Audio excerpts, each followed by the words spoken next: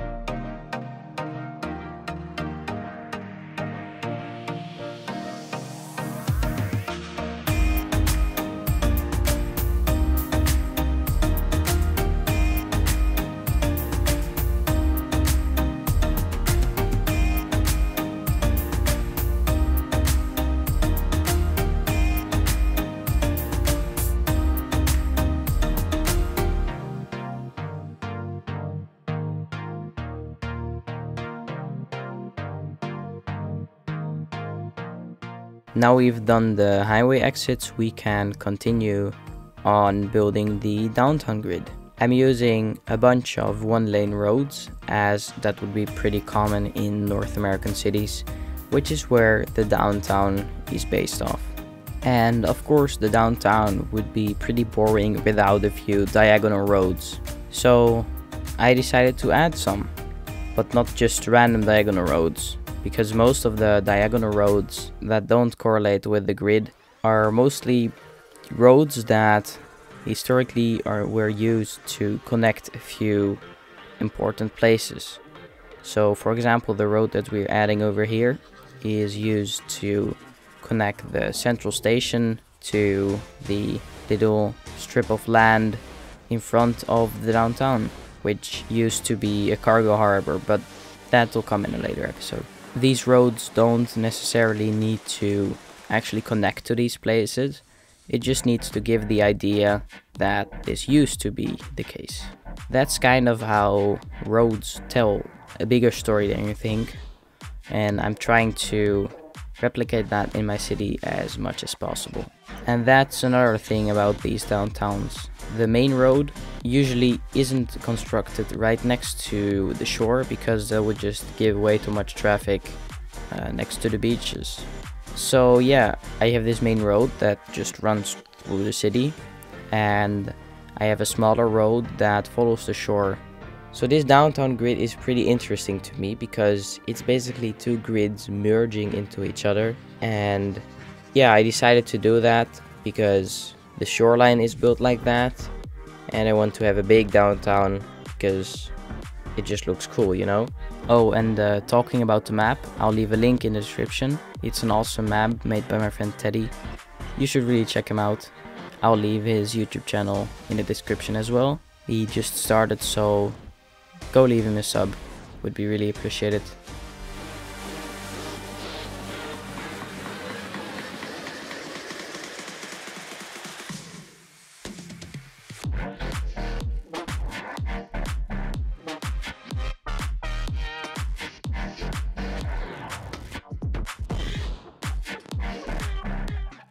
So we are continuing on the central station, and as you see here, I completely forgot to change the name to Perrisburg, so yeah, here it is. It's officially Perrisburg now.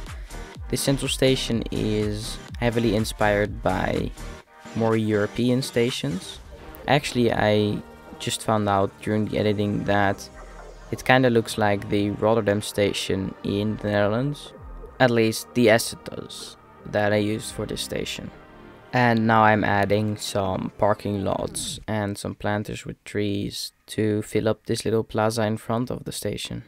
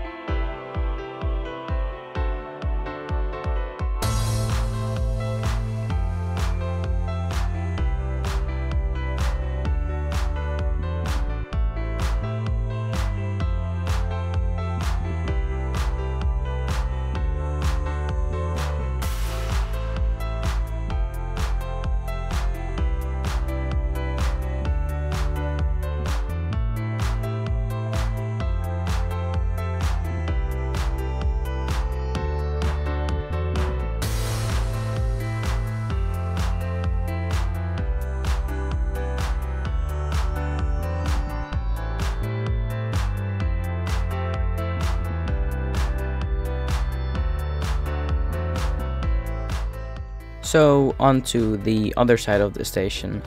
This is the more transit part of the station where buses arrive, taxis, there'll be a tram stop in the future when we add trams to our city. So this is the more public transport side, while the other side was more the side for big parkings. I built the central station over here because you can easily access both of the downtown sides from here, and there is an easy highway access. So it's easy to take a tram or a bus to almost every place close to the central station because it's a fairly central point over here. Just outside of downtown, but still pretty central and easy accessible. So right now we are detailing the back end of the central station with some fences and bushes because we don't want people to just go in the station via the tracks. This will probably be the only train station close to the downtown because the main line just makes more sense to go next to the hills and not through the entire downtown. I'm not sure how much you guys want to see public transport in my city, like trains and metros, and how much I should integrate that with the downtown and stuff. Like, the downtown obviously needs a metro, but I want you guys' opinions about if I should make it completely underground or also add some parts on the surface. Now we are just adding a few construction buildings because they have to be stored somewhere, and this is a kind of logical corner to place them, as again this is a pretty central place and in a downtown there's always buildings to construct or other stuff that you would need construction vehicles for. And then I'm just adding a few parked trucks before going on with placing some plopped cars on the parkings.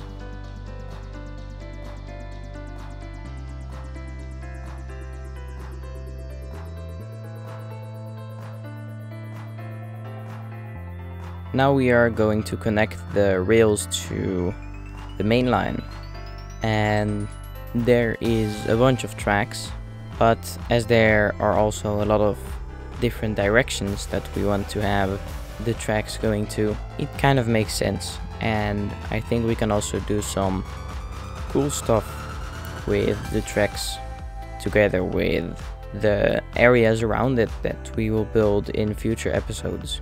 Same goes for the detailing of the train tracks, because they obviously need some more detailing than just plopping down the train tracks.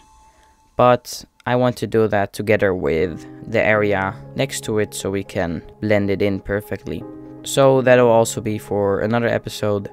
Right now I just want to get the basics out so we can work on the interchanges in next episode, and after that start on the downtown. So over here all of the train tracks go through the same tunnel or tunnel underpass, but eventually they'll split up and two of the tracks will go to the other side of the bay via a bridge. And as the area over here will still be very dense, I figured that it will be more realistic to use the same underpass for all the train tracks going that direction, because that will just save space. I'm just laying down a few more roads over here before we can go to detailing the area around the station.